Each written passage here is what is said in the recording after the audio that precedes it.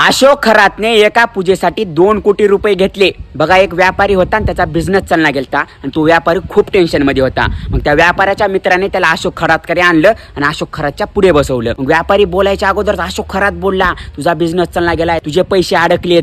त्या व्यापाऱ्याला शॉक झाला, ह्याला कसं कळायला वाटलं, परंतु त्या व्यापाऱ्याला माहित नव्हतं की अशोक खरातने त्याची माहिती अगोदरच काढली होती। मग अशोक खरात त्या व्यापाऱ्याला म्हणला, आपल्याला एक पूजा करावं लागेल आणि मी ती पूजा वर्षातून फक्त एकदाच करतो आणि त्याचा खर्च 2 कोटी रुपये आहे। लगेच व्यापारी म्हणला, माझ्याकडे तर तेवढे पैसे नाहीत। मग अशोक खरात म्हणला, लगेच पैसे द्यायची गरज नाही। मग पूजेचा दिवस आला, पूजा चालू झाली। अशोक खरातनं 2-4 मंत्र म्हणले आणि तिथे एक साप आला। साप आल्यानंतर व्यापारी घाबरला। अशोक खरात त्या व्यापाऱ्याला म्हणला, मला सापाची भाषा कळते, तू सापाला प्रश्न विचार। तो व्यापारी सापाला प्रश्न विचारायचा, अशोक खरात त्याचे उत्तर द्यायचा। असं करून त्या व्यापाऱ्याचा विश्वास अशोक खरातवर बसला। मग त्या व्यापाऱ्याने कर्ज काढून अशोक खरातला 2 कोटी रुपये आणून दिले। परंतु त्या व्यापाऱ्याला एक गोष्ट माहित नव्हती की तो साप हा रिमोटवरला होता।